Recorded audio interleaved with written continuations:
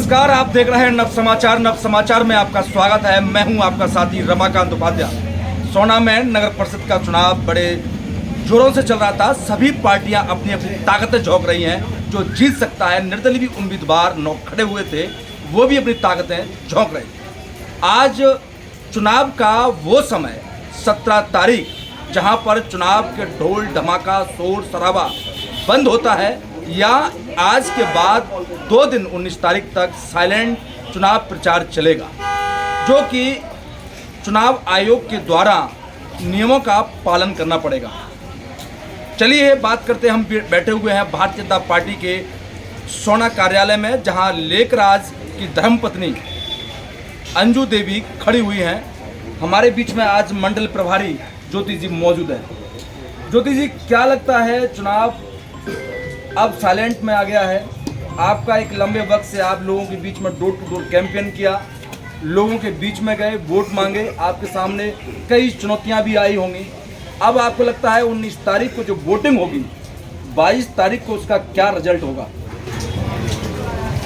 जी, जो इतने समय से कार्यकर्ता सोना में लगे हुए हैं, यहाँ जो हमने कार्य किया है, जो देखा है, उसका परिणाम बहुत पॉजिटिव 22 तारीख को आने वाला है। इसमें कोई शक, कोई दो राहें नहीं। सारे कार्यकर्ता घर घर जाके लोगों से मिल रहे हैं, उनसे प्रचार, और अपने पार्टी का हमने मैनिफेस्टो भी ऐसा निकाला है कि जिसमें शहर की सारी समस्याओं को समाधान करने के लिए हमने कवर किया है। आश्वासन दिया है कि वो सारी समस्याएं समय रहते ठीक की जाएंगी। तो लोगों में इस चीज़ का बड़ा अच्छा विश्वास है, बड़ा अच्छा संदेश गया है। उन्होंने आशीर्वाद दिया है अंजू देवी जी को। भारतीय जनता पार्टी का कमल 22 तारीख को भेजा जाएगा। 22 तारीख को कमल खिलेगा, समय बकाया है। परंतु ऐसा नहीं कि सभी पार्टियों के पास जब हम जाते हैं और प्रश्न ये बार बार उनसे पूछते हैं तो कहते हैं हम जीतेंगे। ऐसा तो नहीं कि अभी कहीं कोई कमी रह गई हो, तो 2 दिन में भारतीय जनता पार्टी उसको पूरा करेगी। नहीं, आप पार्टी के पास मत जाइए, फिर आप लोगों के पास जाइए।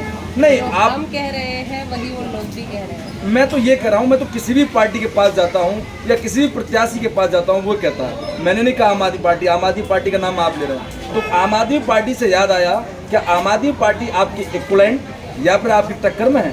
बिल्कुल नहीं, कहीं भी नहीं, कहीं भी नहीं है। कहीं भी नहीं।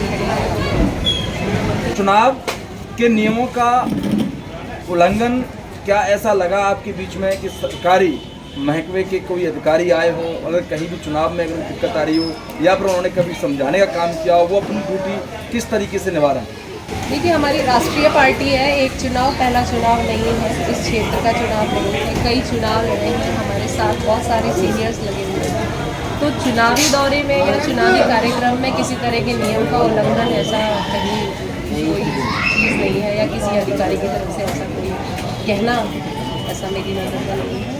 राष्ट्रीय पार्टी है, सारे नियमों को साथ लेकर, सारे नियमों के अनुसार ये चुनाव लड़ा जा रहा है और पूरी ताकत के साथ लड़ा जा रहा है। क्या मुद्दे ऐसे खास आपने इस बार जनता के बीच में रखे जिससे कि जनता आपसे इस बार प्रभावित है और आपको वोट करेगी? देखिए, पहला मौका ऐसा आया है कि चेयरपर्सन, किसी भी परिषद का चेयरपर्सन हो, चाहे किसी निगम का मेयर हो, वो अब डायरेक्ट जनता को चुनने की ताकत भारतीय जनता पार्टी ने ये ऐसा फैसला किया है कि ऐसा जनता को ही ताकत दी जाए, ताकि जवाबदेही भी वो पार्टी का जो प्रतिनिधित्व करेगा या उस चेयरपर्सन बनेगा, वो डायरेक्ट जनता को जवाबदेही देगा। तो इसमें कहीं दो राय नहीं है कि इस बार ये चुनाव बिल्कुल नया है यहाँ के लोगों के लिए। पार्षद तो वो चुनते ही थे, आज चेयरमैन भी वो डायरेक्ट चुनेंगे। तो इस शहर में जो भी दिक्कत, जो भी कमी होगी, वो डायरेक्ट अपने चेयरमैन को जाके वो खुद कह सकते हैं, क्योंकि उनके इलाके से वो उसको जिता के भेजेंगे। तो इस शहर की समस्याओं को हमने लोगों के सामने रखते हुए यही कहा है कि इन समस्याओं को ठीक करेंगे। नहीं करेंगे तो आपके बगल आपने चुना है कैंडिडेट, और आपके साथ रह के उस काम को कराएंगे, ऐसा हमने विश्वास दिलाया है और लोगों ने भी अपना भरपूर समर्थन दिया है। आम आदमी पार्टी का एक आरोप था या फिर उनका कटाक्ष था, उनका कहना है कि यहाँ पर जो प्रत्याशी है या वो कमज़ोर है, जिसकी वजह से ओम प्रकाश धनखड़ और तमाम विधायक और मंत्रियों को आना पड़ रहा है। इसको आप किस नज़रिए से देखते हैं?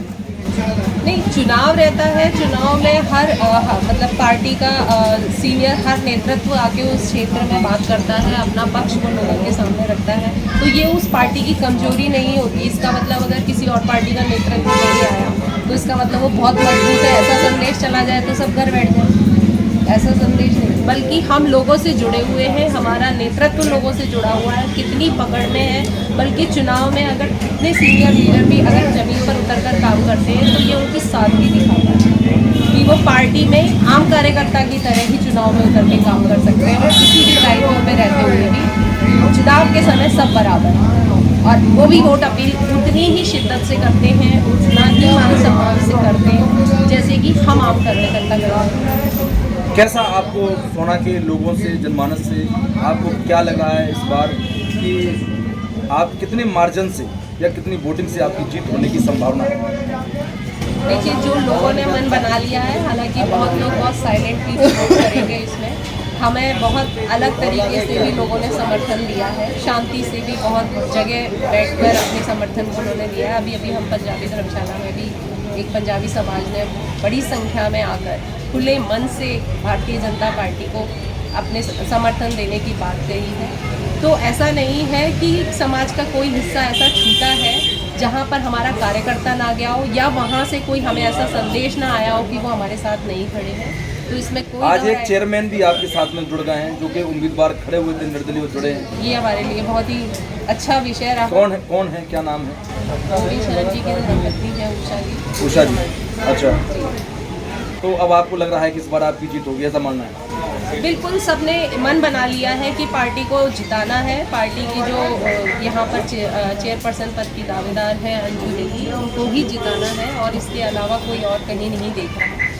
पूरी जनता सोना की साथ है इस चुनाव में। सोना मंडल प्रभारी ज्योति जी हमारे बीच में मौजूद हैं। जिस प्रकार से उन्होंने जानकारी दी है कि उषा जी उम्मीदवार खड़ी हुई थी और उन्होंने चेयरमैन पद के लिए उन्होंने अपना समर्थन भारतीय जनता पार्टी को दे दिया है, या ये कहा जाए कि लेकराज की धर्मपत्नी अंजू देवी को दे दिया है।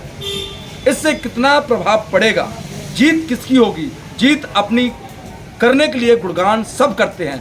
वक्त बकाया है, 19 तारीख को वोटिंग होनी है, 22 तारीख को रिजल्ट आएगा। जब तक के लिए इंतजार करिए और देखते रहिए नव समाचार, बेबाक खबर हर समय। धन्यवाद।